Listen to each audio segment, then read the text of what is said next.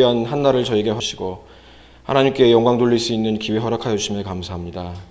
하루하루의 삶이, 한 시간 한 시간의 삶이, 또한 한순간 한순간의 삶이 하나님께서 저에게 소유로 주신 것이 아니라 하나님께 영광을 돌리기 위하여 저에게 맡겨주신 그런 시간들임을 저희가 잊지 않고 우리의 삶이 어떻게 하면 하나님의 영광이 되는지 안 되는지를 고민하는 저희의 삶이 될 수 있도록 인도하여 주옵소서.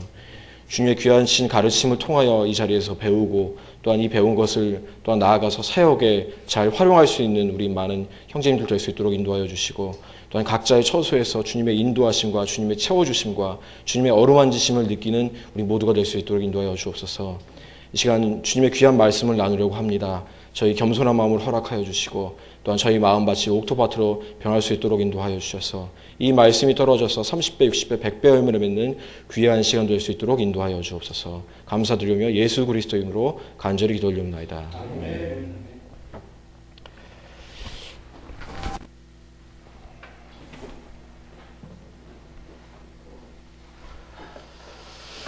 함께 은혜 받으실 하나님의 귀한 말씀 마태복음 7장 1절로 5절입니다. 마태복음 7장 1절로 5절 말씀.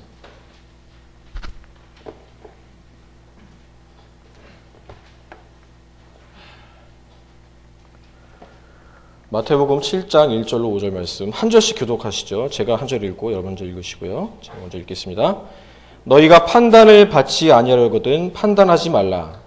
너희가 판단으로 판단하든 그것대로 판단을 받고 너희가 무슨 척도로 재든 그것대로 너희가 다시 판단을 받으리라. 너는 어찌하여 내 형제의 눈 속에 있는 티는 보면서 네 눈 속에 있는 들보는 깊이 생각하지 못하느냐.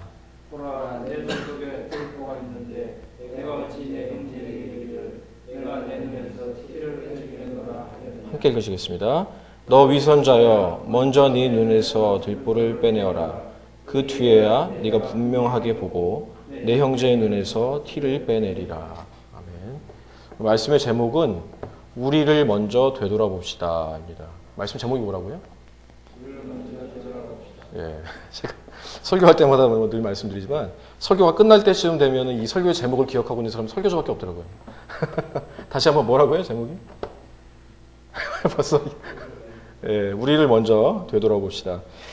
예, 이제 소위 그 이른바 산상보훈이라고 하는 예수님께서 산에 오르셔서 1차적인 대상인 제자들에게 하신 말씀 중에 한 말씀인데, 저는 이 말씀을 읽을 때마다 뭐 전체 내용이 다 그렇지만 굉장히 많이 찔려받아요.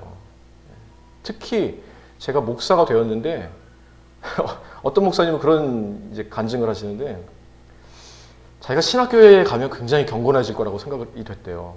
근데 신학교에 가서도 자기 성격이 죽지 않았고, 그 다음에 전도사가 되면 뭐 또 나름대로 경건해질 줄 알았는데 그것도 아니고, 목사 안수를 딱 받는 순간에 이렇게 소위 말하는 이 동그란 게 이렇게 생길 줄 알았대요. 이렇게 모든 게 다 용서되고 막 세상이 달라 보이고 그럴 줄 알았는데 너무 화가 나더라는 거예요. 왜 화가 나냐면 그 장동영 목사님인데 이렇게 목사님들이 안수하면서 막 기도를 세게 하잖아요. 막 침이 막 계속 튀어가지고 그게 너무 화가 나더라는 거예요. 목사가 되어도 성격이 죽지 않는구나, 그걸 느꼈다는 거예요. 근데 제가 목사가 되니까 정말 저도 무슨 세상이 이렇게 달라 보일 줄 알았어요. 예. 그런데 하나도 달라 보이지도 않고 더 어떤 이렇게 어깨만 더 무거워진 것 같은 거예요. 그리고 이런 말씀들이 그냥 일반 성도로 이렇게 섬길 때는 그래 그냥 좀 그랬는데 목사가 되니까 더 와닿는 거예요. 예. 그래서 제가 이제 사실은 이제 5월 7일 날 설교하려고 그랬지만 갑자기 이제 또 이렇게 스케줄이 바뀌어가지고 준비를 할 때 뭐 그때도 이렇게 준비하려고 생각했던 말씀인데 이제 그 어제 제가 알게 됐기 때문에 더 짧아졌다는 거, 설교 시간이 더 짧아졌다는 걸 좀 감안해 주시고. 자, 그러니까 5월 7일 날 하면 좀 더 길었는데 이제 어제 알았으니까 짧아졌다는 그런 말씀이죠. 자, 성경에 보면 그 대표적인 영적 우월주의자들이 나와요. 영적 우월주의. 예. 그 대표적인 사람들이 누구냐면 잘 아시는 바리새인들이에요. 바리새인들. 제가 이 바리새인들에서 좀 조사를 해봤는데 하나님과 구약 성경을 믿으며 구원자이신 예수님을 인정하지 않았고 예수님을 단지 랍비, 그러니까 교사 정도로만 생각했던 사람들이고요. 바리새인이라는 말은 분리된 자라는 의미의 그 히브리어거든요. 율법에서 깨끗하지 않다고 하는 것들로부터 분리하려는 태도에서 유래된 말이기도 하고, 이들은 신약 시대에 가장 큰 세력을 지니고 영향력을 발휘했던 자들이었습니다. 또한 율법을 가장 엄격하게 지키는 사람들로서 일반 유대인들의 존경을 받았어요. 그러니까 유대인들도 굉장히 율법을 잘 지켰는데 이 사람들은 엄격하게 그 율법을 지켰기 때문에 일반 유대인들이 굉장히 존경했던 사람들이죠. 바리새인들.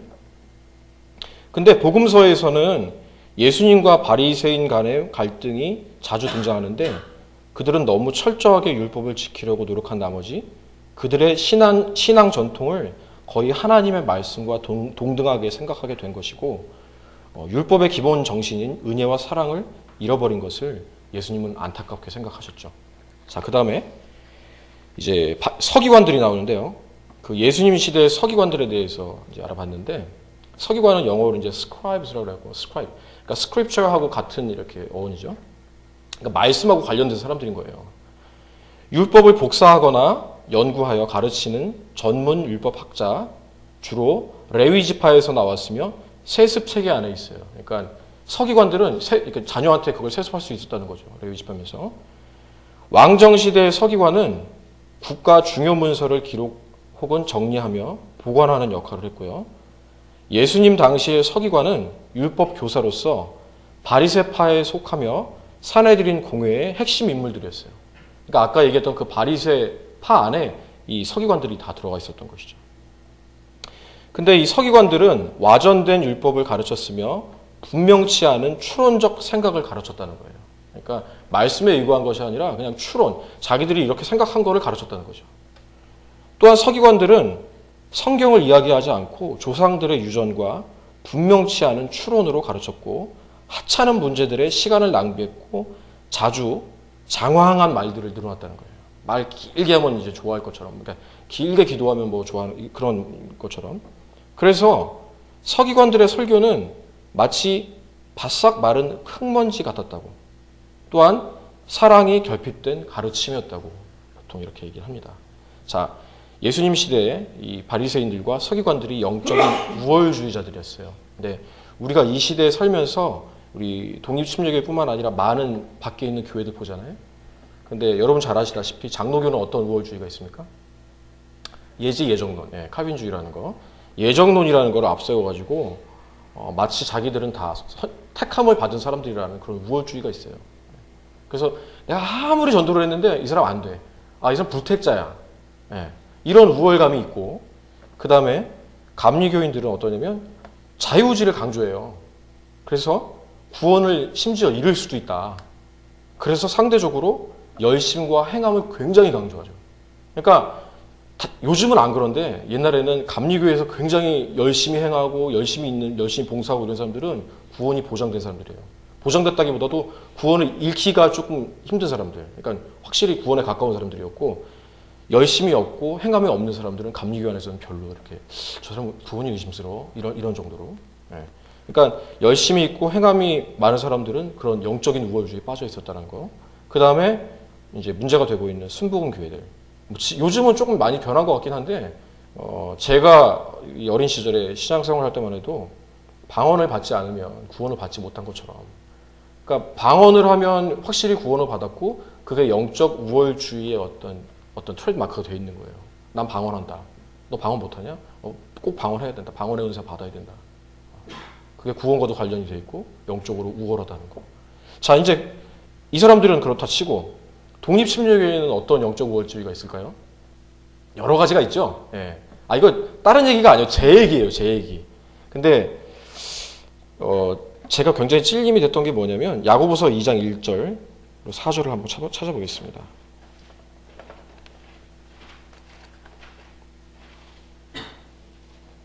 야고보서 2장 1절로 4절 말씀.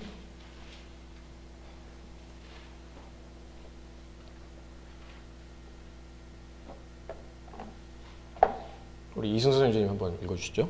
2장 1절로 4절 말씀. 내 형제들아 영광의 주 곧 우리 주 예수 그리스도의 믿음을 가지고서 사랑을 외모로 취하지 말라.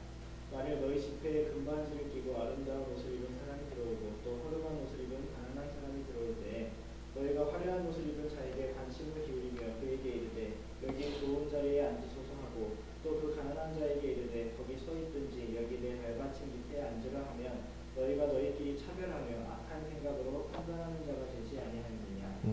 이 말씀은 뭐 따로 설명을 드리지 않아도 잘 아시겠죠. 제가 교회에서 사역을 해보니까 뭐 일반 교회 포함해가지고 사역을 해보니까 이 말씀대로예요.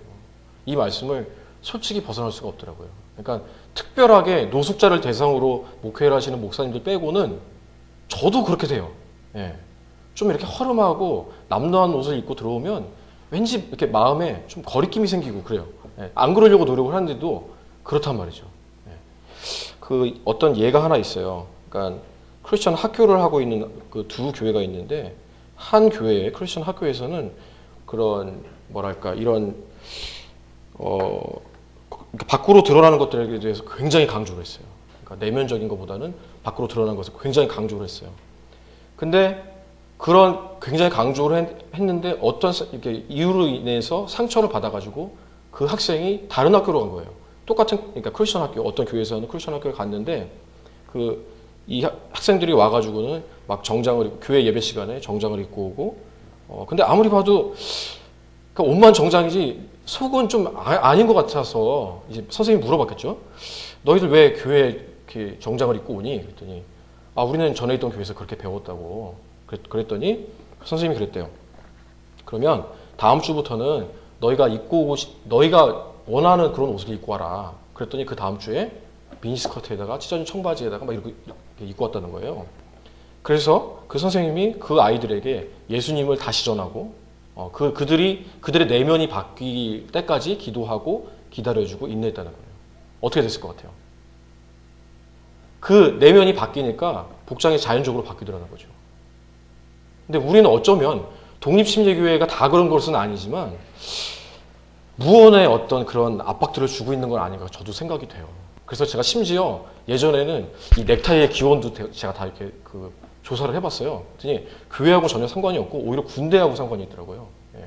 나중에 이제 제가 뭐 자료실 같은 데 올리겠지만 그래서 정말 조심해야 되는 것이 이 외모의 부분, 그 다음에 어떤 내면적인 본질적인 것보다는 이렇게 현상적인 것에 치우쳐져 있지 않은가 그렇게 반성을 해보는 그런 계기가 되었습니다. 다 같이 요한복음 1장 14절 보시죠. 요한복음 1장 14절. 황윤 형제님 1장 14절 요한복음 1장 14절 크게 읽어주시죠. 말씀이 육신이 되어 우리 가운데 거하심에 우리가 그분의 영광을 보니 아버지의 독생하신 분의 영광이요 은혜와 진리가 충만하더라. 자, 이 말씀은 예수님에 대해서 설명하고 있는데 맨 마지막에 두 가지가 나와요. 김 교수님 뭐가 나오죠? 예, 은혜와 진리죠. 자, 은혜를 다른 말로 해보면 비슷한 말로 해보면 사랑하고 진리인 거예요. 그러니까 일반 교회들하고 독립심리교회들하고 다른 거를 찾아본다면 일반 교회들은 진리가 조금 결여된 사랑을 강조하고, 그렇죠? 그다음에 독립심리교회는 사랑도 강조하지만 진리 쪽이 더 무거운 것 같아요. 제가 볼 때는, 제 느낌에는. 그래서 이 사람이 정말 아까 얘기했던 바리새인들 같은 그런 입장은 아니지만 이 사람이 진리 위에 서 있냐 아니냐가 훨씬 더 중요한 것 같아요. 이 사람이 하나님의 위로를 받고 하나님의 은혜를 받는다. 그래서 내가 감싸줘야 되겠다. 그런 것보다는 이 사람이 진리 위에 바로 서 있는지, 구원은 제대로 받았는지, 이게 훨씬 더 중요한 것 같다라는 그런 느낌을 제가 받아요. 그러니까 제가 독립심리교회가 이렇기 때문에 사랑을 더 강조해야 돼요. 이런 말씀이 아니고 저부터 그런 마음을 가지고 있다는 거예요. 사람이 오면 이 사람은 제대로 그러니까 구원받았으면 교회에 오겠죠. 당연히 오겠죠. 그러나 구원받지 못한 사람도 왔을 때 이 사람을 진리라는 어떤, 그러니까 그런 미명하에 이 사람을 판단을 해야 될 것인지 아니면 발언군으로 이끌어야 될 것인지는 우리가 사랑의 모습으로, 은혜의 모습으로 먼저 다가가야 된다는 저는 그런 느낌을 받았어요. 모두는 아니지만 다시 한번 말씀드리지만 진리를 강력히 추구하는 모습 속엔 은혜나 사랑이 결핍될 가능성이 있고요. 또한 은혜나 사랑을 지나치게 강조하는 모습 속엔 진리가 결핍될 가능성이 있다는 것이죠. 결론적으로 오직 예수님만이 은혜와 진리가 균형 있게 충만하시다는 것. 요한복음 1장 14절에 나와 있습니다. 그래서 우리는 예수님의 사역을, 예수님을 좇는 사역을 한다면 은혜와 진리를 균형 있게 조절하기 위한 노력이 필요하다는 거예요. 제가 정말 뼈저리게 느꼈어요. 그러니까 어떤 사람하고 굉장히 관계를 맺고 있는데 이 사람이 왜 변하지 않을까 생각을 해보니까 그 이유가 저한테 있었던 거예요. 이 사람은 사랑을 원해요. 은혜를 원해요. 근데 저는 계속 진리로 다가간 거예요. 안 맞아요. 코드가 안 맞아요. 전문 용어로 하면 프로토콜이 안 맞는 거예요. 아시는 분만 아실 거예요. 프로토콜이란 말. 영어에도 잘 안 나오는 영어인데, 전문 용어인데, 이 인터넷 하면 통신이라는, 통신 언어가 있죠. 그게 프로토콜이라는 것인데, 안 맞아요. 그러니까. 보는 관점이 틀린 거예요. 이 사람은 위로받고, 따뜻함을 원하고, 은혜를 받기 원하고, 내가 감싸주고, 사랑을 원하는데, 나는 자꾸 진리로 갖다 들이대니까 안 맞는 거예요. 근데 그 사람이 나아가면, 저 사람이 이상해. 이렇게 되는 거예요. 내가 이상한데, 제가 그런 경우 굉장히 많이 했거든요. 예. 예수님도 마찬가지죠. 죄인들과 어울릴 때, 예를 들어 현장에서 가늠하다 잡혀온 여인한테 아마 진리로 먼저 들이댔다면 이렇게 질문하시는 게 맞아요. 너 언제부터 그랬냐? 몇 번째냐? 왜 그랬냐? 그렇게 질문하시는 게 맞아요. 근데 그렇게 질문하시지 않잖아요. 예수님이. 뭐 삭개오 앞에서도 그랬고, 여러 다른 죄인들 앞에서도 마찬가지였고, 특히 우리가 가진 진리를 모르는 사람들, 그러니까 우리는 이런 진리를 가지고 있어요. 뭐 성경관이라든지 바른 교회관이라든지 이런 거 가지고 있어요. 근데 이런 진리를 모르는, 예를 들어 일반 교회 성도들을 판단하고 분리시키는 것이 우리가 하는 일이 아니에요. 바른 진리를 소유했다면 그 진리를 그들에게 알려주고 깨달을 수 있도록 노력하고 인내하며 은혜와 사랑의 모습으로 기다려줄 줄 아는 모습이 되기를 정말 간절히 소망합니다. 제가 대전에서, 아시다시피 대전 침례신학대학원에서 공부할 때 그 친구들도 다 신학을 공부했으니까 여러 가지 다양한 스펙트럼에서 공부를 했잖아요. 근데 아쉽게도 대전에서는 어떻게 가르치냐면 그러니까 저희가 알고 있는 이 진리를 여러 가지 스펙트럼 중에 하나라고 가르쳐요. 그러니까 학생들에게 취사 선택할 수 있도록 자유를 주는 거예요. 그러니까 저희 쪽에서 보면 올바른 걸 가르쳐주지 않으니까 저건 좀 잘못된 가르침인데, 제가 그래서 그런 여러 가지 스펙트럼을 가지고 있는 제 동기 하나에게 저희가 알고 있는, 그러니까 저희가 지금 믿고 있는 진리를 2시간 동안 설명해 줬어요. 2시간 동안. 그러니까 그 친구가 깨닫더라고요. 근데 제가 저희 동기가 야간까지 다 해서 160명이었거든요. 근데 2시간 곱하기 160 하니까 공부 시간도 없고 제 졸업하는 시간 다 날아갈 것 같더라고요. 그래서 한 사람 한 사람 1대1씩 각개전투하는 건 제가 포기를 했는데, 어쨌든 우리가 그렇다는 거예요. 시각이. 그러니까 밖에 있는 교회 사람들이 우리의 진리도 알고 그들의 진리를 아는데 그들의 진리를 선택했다. 이건 문제가 있죠. 근데 그들이 이쪽의 진리를 모른다면 우리가 전하지 않은 책임도 있는 거예요. 그런 상태에 있는 사람들은 잘못됐어. 쟤네 칼빈주의야, 알미니안이야, 신비주의야, 이렇게 욕하는 건 우리에게 책임이 있다는 거예요. 제가 사역을 해보니까, 목사가 되어서 사역을 해보고 사람들한테 전해보니까 느껴지는 점이 바로 그런 거였다는 거죠. 그래서 저는 이 말씀을 준비하면서 사실은 제가 굉장히 많이 회개했지만, 우리가 같이 이렇게 공감하면서 앞으로 이제 사역을 할 것이고 또 사역하고 계시고 그런 입장에서 많은 사람들이 왔을 때 우리의 문턱을 조금 낮추고, 진리를 결탁하는 것은 아니지만 우리의 문턱을 낮추고 우리가 사랑의 모습으로, 은혜의 모습으로 그들을 감싸주고 포용할 때, 인간적인 생각으로도, 인간적인 말로도 우리의 사람을 만들었을 때 우리가 진리를 그들에게 전하는 것은 누워서 떡 먹기라는 것이죠. 그래서 우리 마태복음 7장 1절로 5절 말씀 우리 다시 한번 읽고 한번 기도하실 때,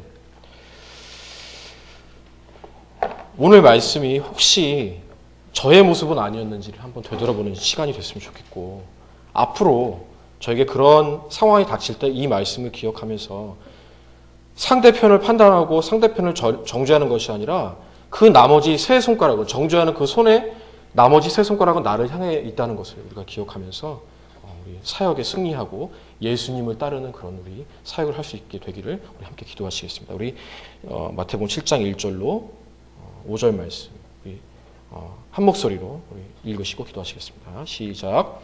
너희가 판단을 받지 아니하려거든 판단하지 말라. 너희가 무슨 판단으로 판단하든 그것대로 판단을 받고 너희가 무슨 척도로 재든 그것대로 너희가 다시 평가를 받으리라. 어찌하여 네 형제의 눈 속에 있는 티는 보면서 네 눈 속에 있는 들보는 깊이 생각하지 못하느냐. 보라, 네 눈 속에 들보가 있는데 네가 어찌 네 형제에게 이르기를 내가 네 눈에서 티를 빼주겠노라 하려느냐. 너 위선자여 먼저 네 눈에서 들보를 빼내라. 그 뒤에야 네가 분명히 보고 네 형제의 눈에서 티를 빼내리라. 함께 기도하시겠습니다.